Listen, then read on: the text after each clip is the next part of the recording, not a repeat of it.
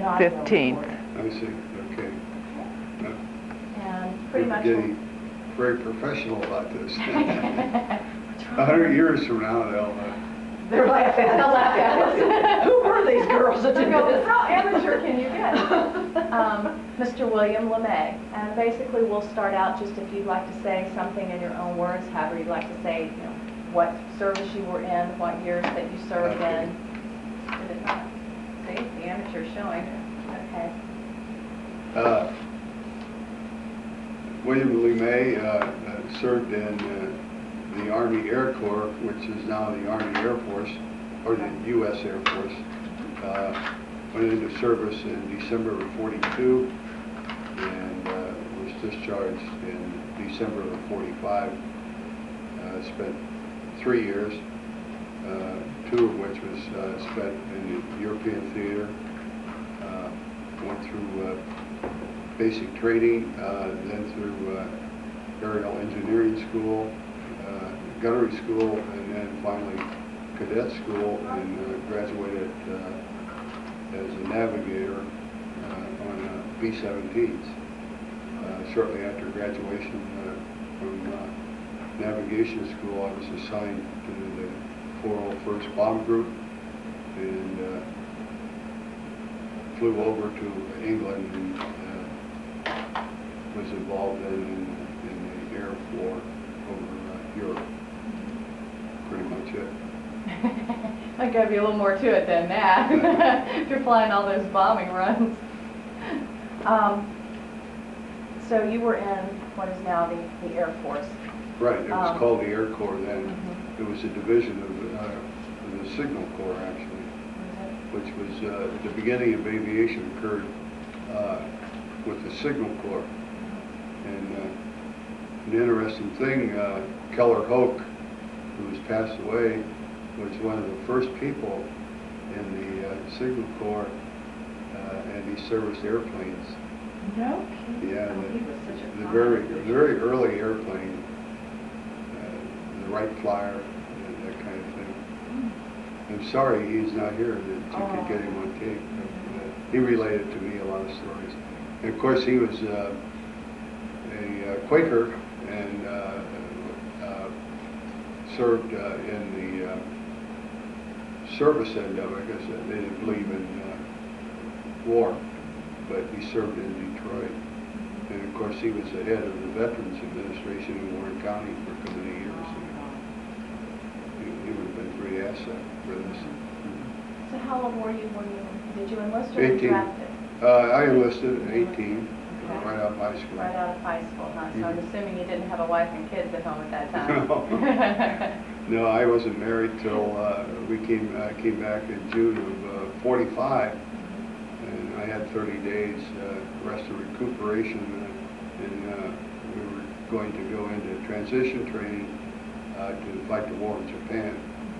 And while I was in transition, when they dropped the bomb, and that was the end of the war. I came back shortly after VE Day.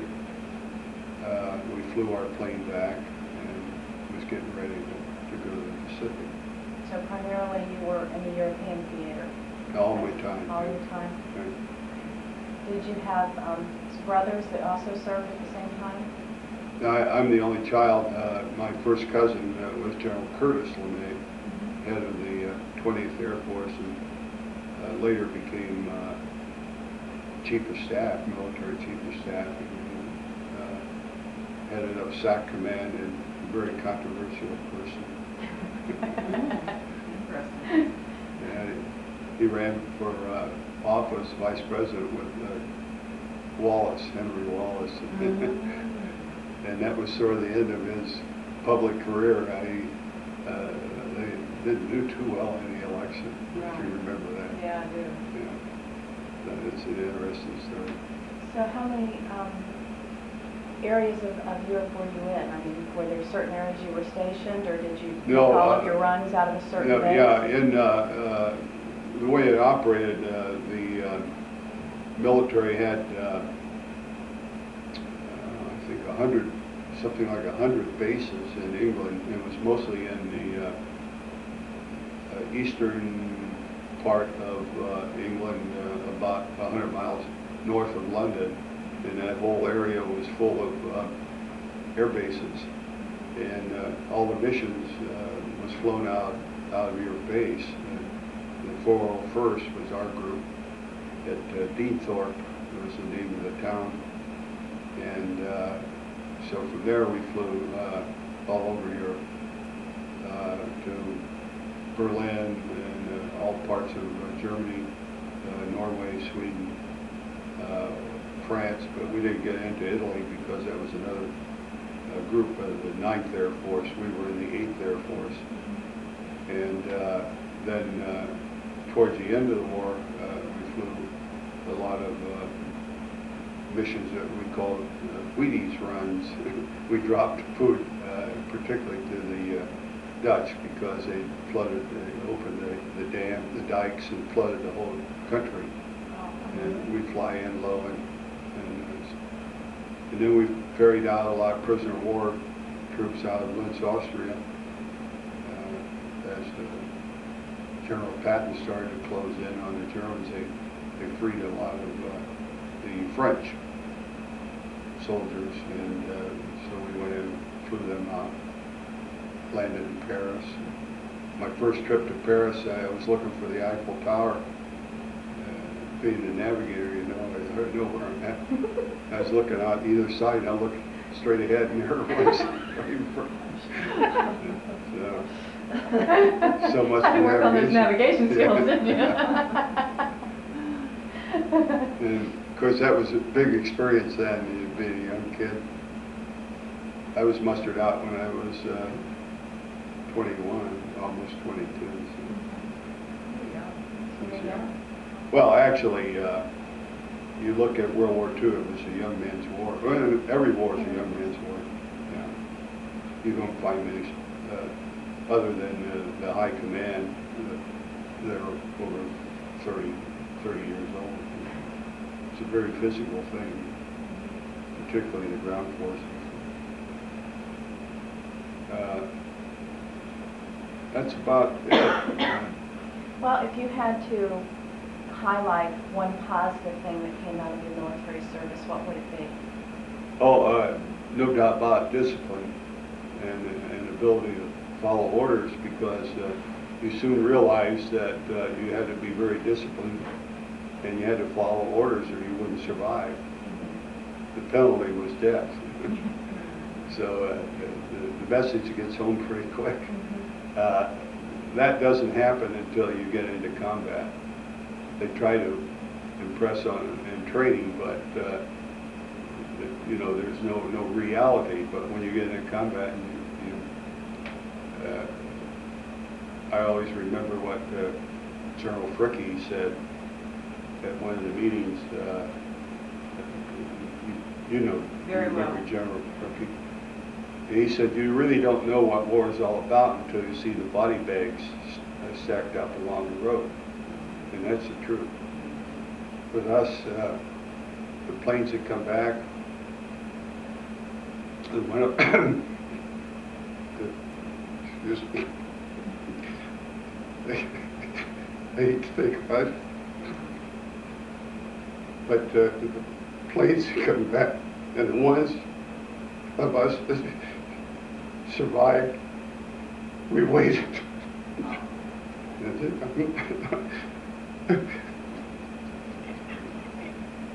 You've been through so much with this, and you see that. It's family. Yeah. Yeah, you know, you put it out of your mind, and then things like this, Sure. it comes back. Right. But anyway, you soon found out that it wasn't play, it was reality. Young men who go into service today, I wonder how they make it a reality to them. They don't. You really don't know whether you got a combat soldier until they get into battle. The thing that I observed and learned very quickly, the ones who talk big and are the heroes and the bullies and so forth, they get in combat, they fold. It's a front that they're putting on, but the one that really makes a good soldier is the one that's quiet, listens. It's a mechanical thing, really. And if you follow orders and follow the procedures, and of course, almost every combat situation, there is, it's a group, a small group. It's not like the movies where there's 1,000 people. And our group, we put up 27 airplanes, which was 10 crew members on each airplane. That was 270 people. And we all lived together in barracks, and then of course our crew was 10, which was a very close group, and we had to work as a team. And we didn't, and then when we got into combat, if we lost the formation because of engine failure, or you got shot down or whatever, you were almost certain to be, well, I mean, if you can't keep up with the group, you have to fall behind. You're sitting out there by yourself, you're almost certain that the enemy will get you. The same way in the patrols on the ground, and I think as you interview the ground troops, you'll find it's the same thing. The ones that survived were very close, they're still very close. So I'm assuming you made quite a few close friends during those years that you served. Do you still keep in contact with No, people? that's the other strange thing about it. We all came back, and well, you know, we keep in contact. Most of my crew is gone now, because I was the youngest one in the crew, and I'm 77, so that put them up in their 80s. Our pilot, he has Alzheimer's disease.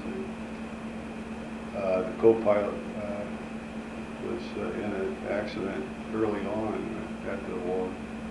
Bombardier's still alive, and the gunnery crew, most over in Florida now, for 60. It's alive. But see, we all had this, first of all, we were depression people, and most of us had lived a very poor life, really, and suffered through a lot of things. And so as a result, almost everybody had motivation to get out and better themselves when they came back. Fortunately, the government was smart enough to create the GI Bill of Rights, and a good percentage of us went to college. But the whole driving force was to be successful. And I personally think that's why we have such a tremendous prosperity now. It was because of our generation that laid the groundwork. And so as a result, and communication wasn't easy. You know, we didn't have the internet, and the telephone system wasn't too good, and most of us were too busy doing something else to write letters.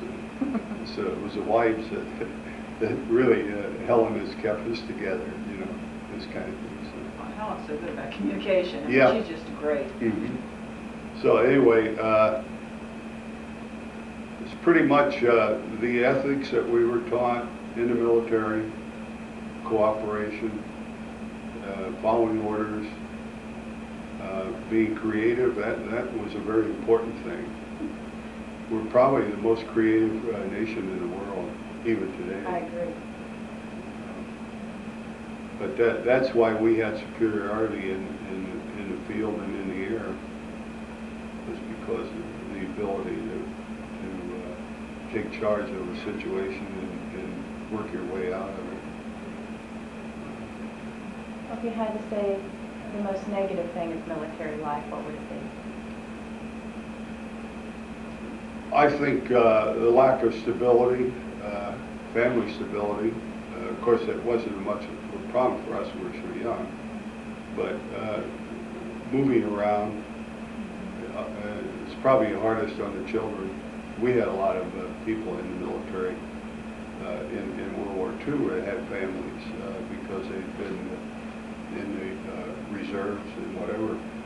And living conditions was not very good.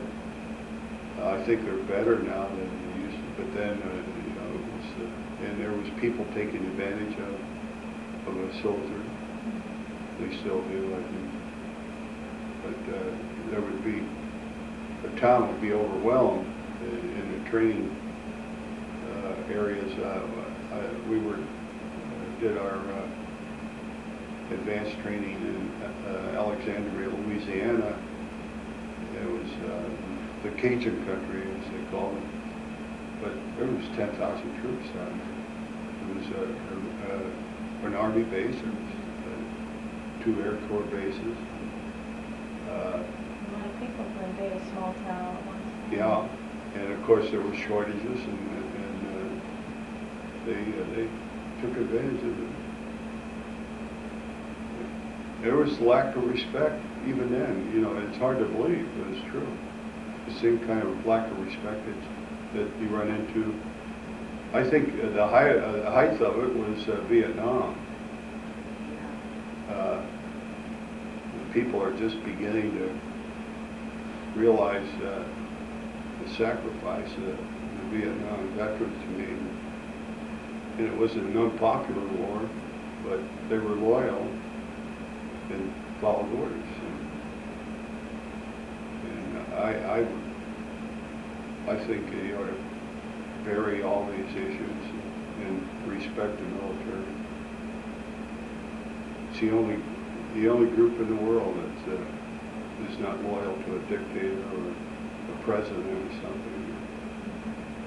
I mean, in our country, if the president did something that was against what we basically believed in, the military wouldn't support it. So it's probably the best organization in the world. And I have been involved in it since World War II. But, I admire any soldier that serves well. You have been involved in it since World War II, but the gentleman we interviewed yesterday spent 38 years in the service, and he spoke very much like you, so what you're saying is validated by his attitude. Yeah. Yeah, we have not had, I don't think, any negative comments.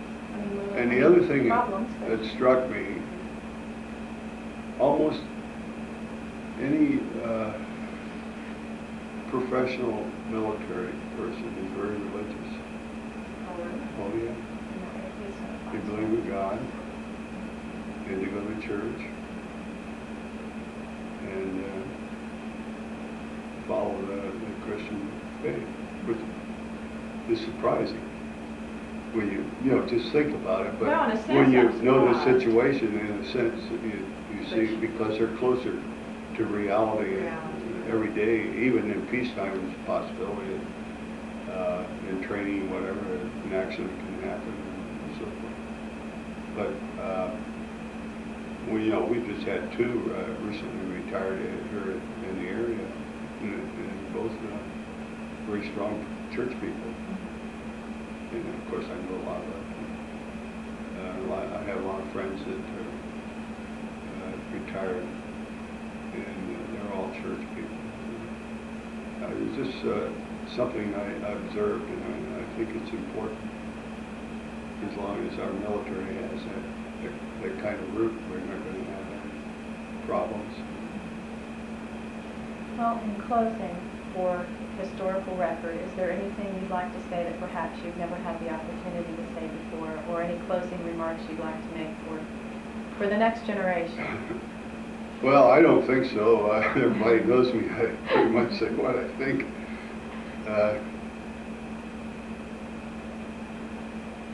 I don't. The future of the next generation is cloudy at the best because of technology, because of the new breakthroughs that are occurring in science.